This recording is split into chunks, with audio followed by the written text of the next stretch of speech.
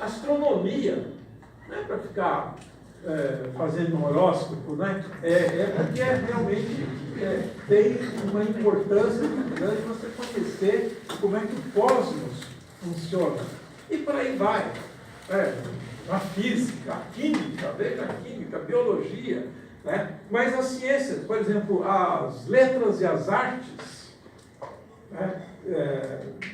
Pode pensar que é um pura diletantismo, mas não é não. A gente tem que aprender as línguas, aprender as artes, porque tem todas as nossas sensibilidades ditas estéticas, que tem tudo a ver com o nosso modo de ser. Então, a ideia é que todas as ciências que fundamentam todas as profissões, todas as tecnologias, elas só fazem isso em função de tornar a nossa existência mais humana, né, mais suportável, né? Então, é por isso que todo profissional de todas as áreas precisa ser muito bem informado. Então, o que ocorre é que muitas vezes isso tudo entra no piloto automático, né? Então, isso que a filosofia quer dizer, olha, para aí, não embarca no piloto, não liga o piloto automático. Não é só aprender alguns conhecimentos científicos e usá-los numa tecnologia, né? Então, o dentista pensa que é só aprender, conhecer um pouco de anatomia e fisiologia e depois usar bem o bisturi, como é que chama isso? Broca? Alicate? Não, que arrancava dente antigamente. É o alicate? Não é alicate, que chama muticão. Muticão, né? Nem usa mais esse termo, né? Porque felizmente não se arranca mais dente. Está aposentado, né? Mas enfim, não é só isso. Vê o caso do médico. Claro que ele precisa ter um conhecimento científico de anatomia, de fisiologia, de neurologia, etc. e tal. Ele precisa saber as técnicas da cirurgia, né? Eles fazem coisas inacreditáveis hoje, né?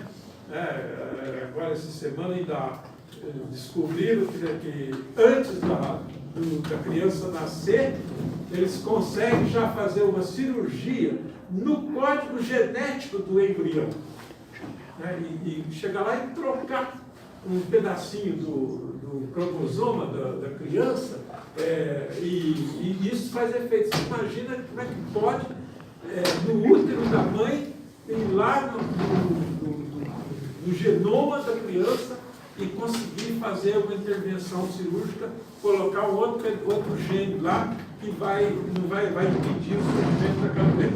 Então, isso é uma maravilha tecnológica. Mas, né, é preciso perguntar, né, até que ponto essa intervenção, o que ela tem a ver com a condição humana. Por isso que é um campo, né, o campo da cirurgia, da medicina, é bem delicado do ponto de vista ético, né, porque você pode fazer aí com a manipulação genética, precisa muito cuidado, né? Vocês viram aí toda a história da clonagem, né, que houve aí há uns anos atrás, toda uma discussão, mas todas as profissões têm lá os seus problemas, né? Então, e é isso que a filosofia procura chamar a atenção, e na hora da formação.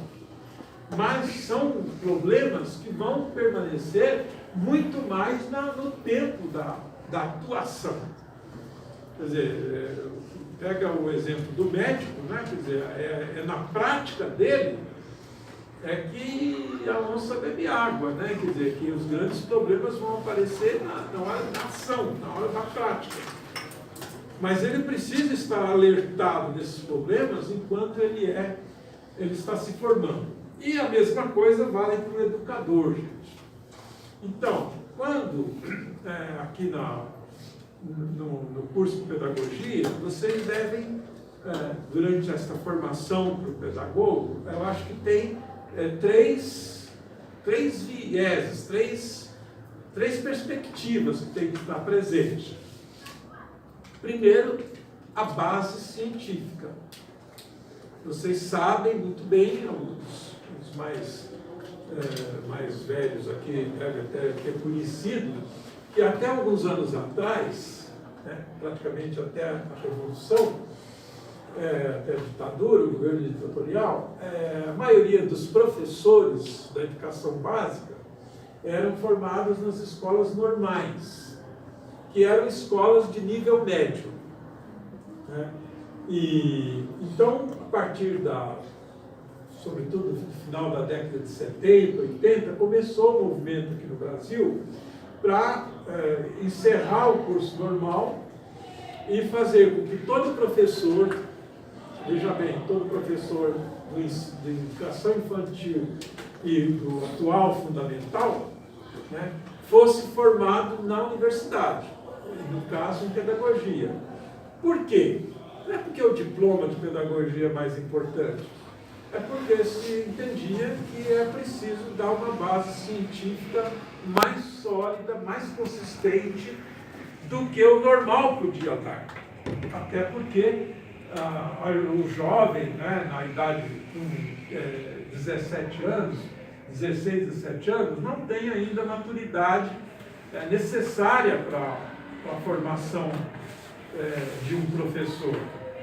Então, com o tempo, né, foi se eliminando o curso normal e hoje, né, pela LDB, pela legislação, todo professor, desde a creche até a 9ª série, deve ser formado na universidade, ter um curso superior, uma licenciatura em pedagogia e depois a licenciatura nas outras áreas para os professores do ensino médio, que terminam da 9ª série para frente, a gente chama hoje a educação básica. Então, qual é a ideia? Porque a ideia é que na universidade se apreende um pouco o conhecimento científico. Não é só uma didáticazinha, né? Como é que você vai dar aula, né? Quase confundindo como se fosse uma coisa espontânea. Daí o fato de vocês terem que estudar psicologia, sociologia, algumas ciências que vão nos ajudar a conhecer o nosso público, nosso alvo. Né? Como é que eu posso preparar esse educador que conhece um pouco o que é uma criança, né? O que é um aprendiz, o que é um educando. Ao mesmo tempo, vocês vão ter, num segundo ano, toda uma formação técnica, quer dizer, uma busca de conhecer com base na ciência, nas ciências da educação, como é que eu desenvolvo essa prática, como é que eu faço uma intervenção pedagógica. Vocês podem pôr na cabeça que um dos piores entraves para o trabalho do educador é o chamado espontaneísmo. Quer dizer, a gente não pode achar que atuar assim por dom, por talento, né? Você tem que ter uma fundamentação científica, teórica, aí entra a filosofia também, né? Para entender do que se trata. Né? Como é que dar uma aula não é uma coisa espontânea, eu tenho que planejar, eu tenho que ter todos os recursos que o conhecimento me fornece, eu tenho que estar equipado para fazer esse trabalho. Né? Então, e o terceiro ângulo, né, é que eu tenho uma prática, que é uma prática eminentemente social. Quer dizer, assim, isso vale para todos os profissionais. Para o engenheiro, para o advogado, para o médico, para o astrônomo, né? Mas no caso da educação isso é assim, muito forte. Porque nós estamos diante de uma prática que intervém na vida das pessoas. Vocês podem observar que só tem duas frentes, que as ciências são extremamente práticas. Exatamente a educação e a política. Então, daí a dificuldade que nós temos de transformar justamente a pedagogia, assim como a política, numa dimensão, dar-lhe uma dimensão mais rigorosamente científica. Por quê? Porque são as duas frentes em que nós fazemos uma intervenção no modo de viver das pessoas. Quer dizer, o médico, na medicina, cuida da nossa saúde, do funcionamento do nosso organismo, né? A enfermagem também, né? A própria psicologia, mas, assim, não são elas que vão dizer como é que eu devo me comportar, como é que eu devo interagir socialmente. Nem mesmo a sociologia faz isso. Quem que faz isso? A pedagogia e a política. Que são daí a dificuldade, porque assim, você não tem como. Na astronomia, você pode prever que daqui a 70 anos o cometa de Halley vai passar ali no horizonte, a tal hora, 6 horas da manhã, etc. e tal. Mas você não tem como dizer, por exemplo, como é que vai ser a educação, ou como é que deve ser a educação daqui a 2 anos. Como é que vai ser o governo do país daqui a 6 meses. Então, né, hoje tinha uma matéria interessante no jornal que eu estava lendo, né, comentando aí a situação que nós estamos vivendo. Vocês sabem que até uns, não sei, parece que 20 anos atrás, não havia segundo turno na eleição. O Juscelino Kubitschek, que foi o governador, o presidente que construiu Brasília, na década de 50, foi eleito com 35% dos votos nacionais no primeiro turno. Né? Depois o Jânio Quadros também foi eleito foi por causa dessas precariedades, quer dizer, 30% de votantes elegiam o presidente, que se criou, mudou a Constituição e se criou o segundo turno. O que acontece no segundo turno? Vai ser eleito quem tiver 50% mais um dos votos. Nós vamos ver isso no dia 28, o que vai dar. Então, qual era o argumento? Bom, pelo menos a metade mais um dos eleitores fez essa opção. Então, os outros que aguentem, né? Quer dizer, não pode reclamar, que seria um requisito da democracia. Aí o sujeito especulava lá, imagina se tivesse havido segundo turno, lá no Juscelino Kubitschek, e o Dutra tivesse ganhado a eleição. Aí falou, não existiria Brasília, não existiria, a capital continuaria no Rio de Janeiro, porque nunca passou na cabeça do Dutra partir por uma coisa dessa. Então vocês vejam, quer dizer, não é uma lei científica. É a mesma coisa que prever a passagem do cometa, nada disso, né? A órbita do planeta, né? Podia mudar tudo. A história seria diferente. E assim por diante, né? As coisas vão acontecendo. Mas daí a dificuldade em política e em educação, você falar de leis científicas. Não existem leis científicas no sentido newtoniano da palavra, né? Existem, você imagina mais ou menos como é que as coisas vão acontecer, mas a gente, né, tanto que em educação você fala do passado, né? Quando você vai fazer história, você vai dizer, bom, em tal período aconteceu isso, né? Está registrado lá, é a posteriori. Mas a ciência, ela faz previsão. Todas as ciências fazem previsão. A gente sabe, né, que se você esquentar a água a 100 graus, ela vai ferver. É uma lei normal da natureza. E não existem essas leis quando nós falamos de educação, quando nós falamos de política. Então, gente, se esta minha premissa é verdadeira, né, se todas as profissões só se legitimam, só têm validade, porque elas representam um investimento na nossa existência, a profissão do professor, a profissão do educador, deveria ser uma profissão super privilegiada. E aí vem uma contradição, né? Como é que uma profissão tão relevante, né? E de fato, quando você pensa assim, né? essa ficha não cai.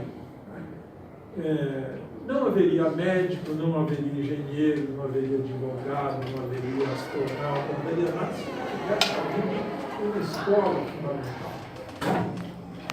Então, não dá para entender, assim, no senso comum, como é que essa profissão tão fundamental, tão básica, seja tão desvalorizada na nossa sociedade.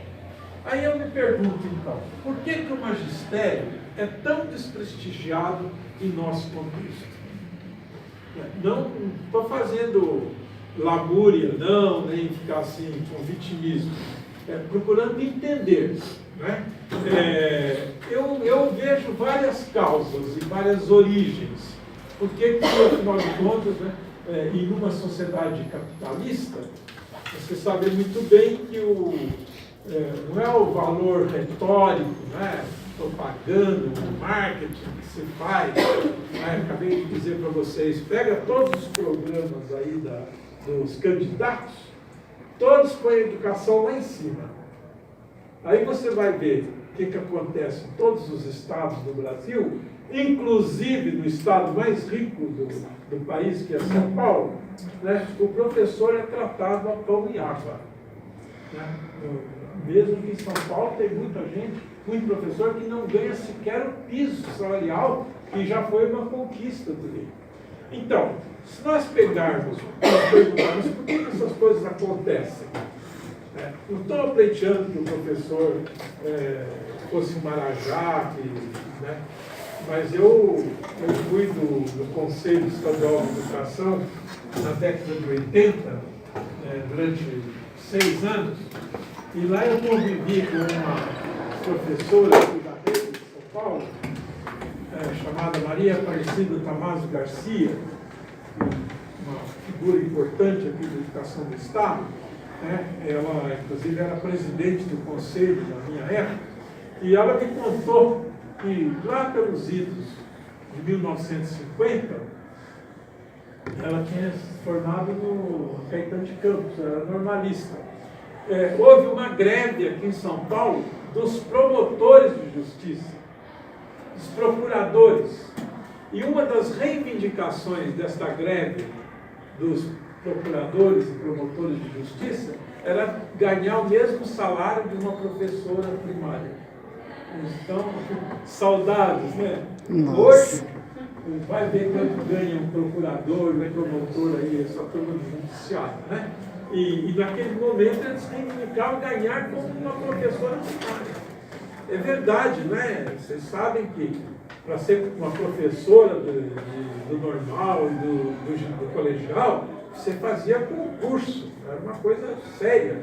Né? Gente assim como Janotti, Janotti foi professor do ensino médio mediante concurso, tinha que fazer uma tese, né? Mas eles ganhavam muito bem.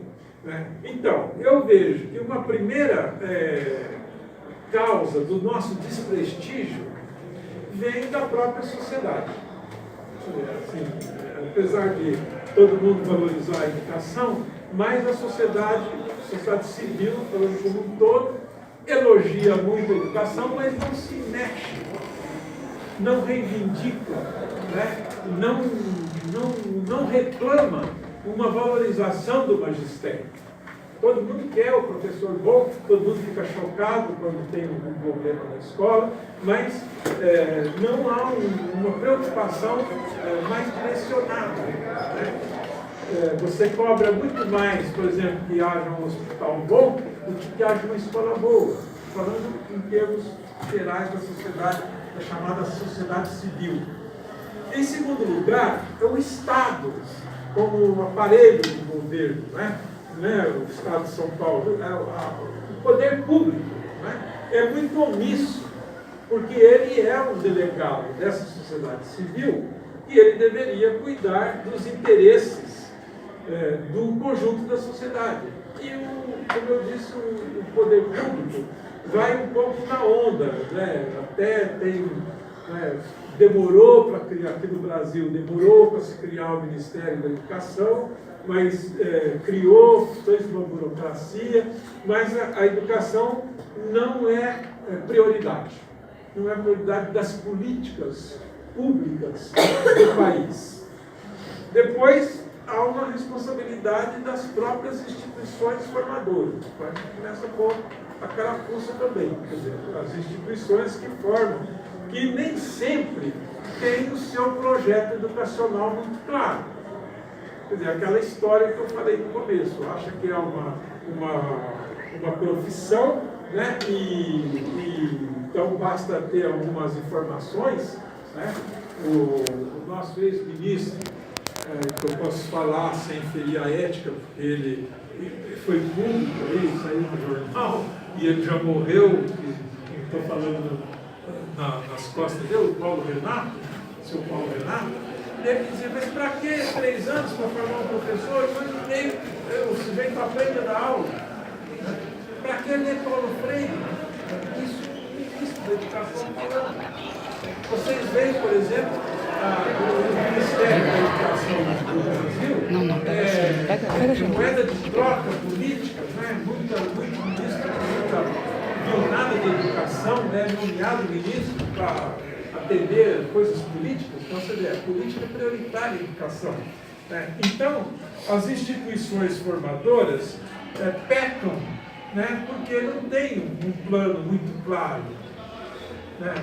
Eu quero formar um profissional de primeira linha. Isso não é só com relação à pedagogia, vale para todos os cursos, mas vocês podem ver que geralmente, né, as instituições investem mais naqueles cursos que têm mais prestígio social. Está aí na cara de todo mundo sabe.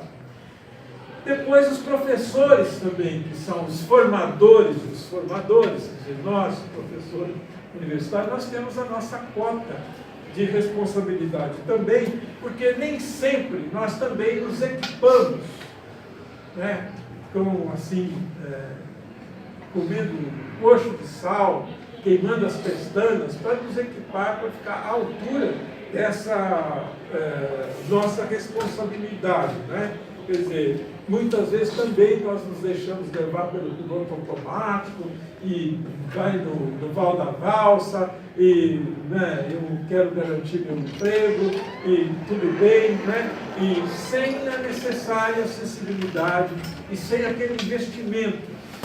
E quando a gente vai fazer uma palestra como esta aqui, que vai falar falando para professores e futuros professores, sempre perguntam, mas e daí? O que a gente vai fazer? Bom, a primeira coisa, você tem que fazer muito bem feito aquilo que você faz.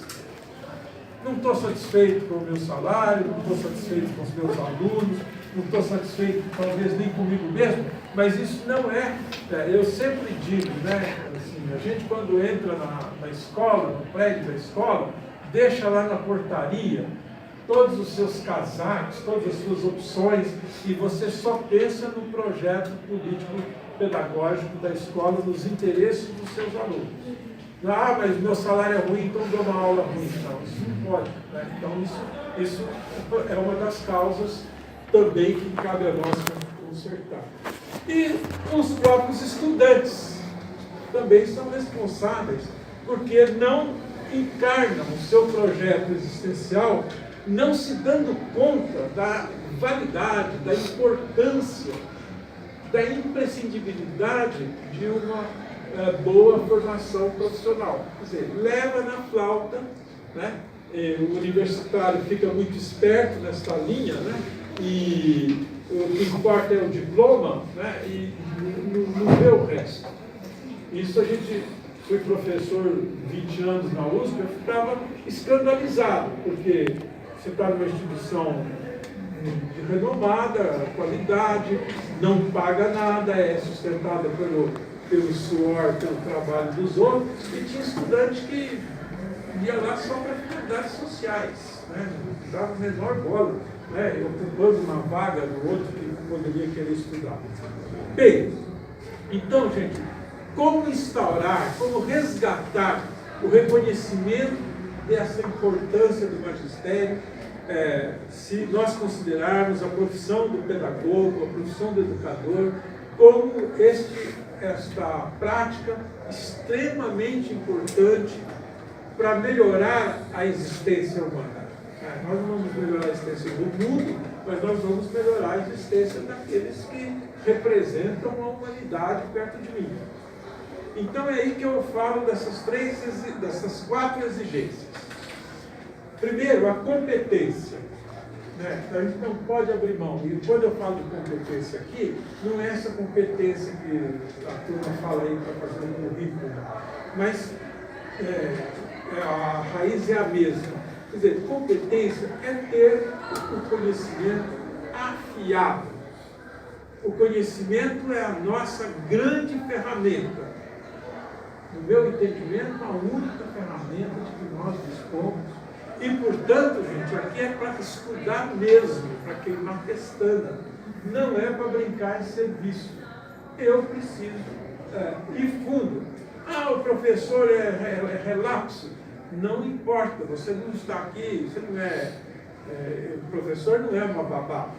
Então, você que cobre do professor por pior que o professor seja, ele deu uma bibliografia, tem um programa, você corre atrás. Hoje está tudo mais disponibilizado, você não precisa mais nem ir fisicamente à biblioteca. Então, estudar, não ficar com vitimismo, não, e ter essa ambição. Eu tenho que ser competente no meu conhecimento. E você tem que estudar, porque infelizmente nós não nascemos sabendo.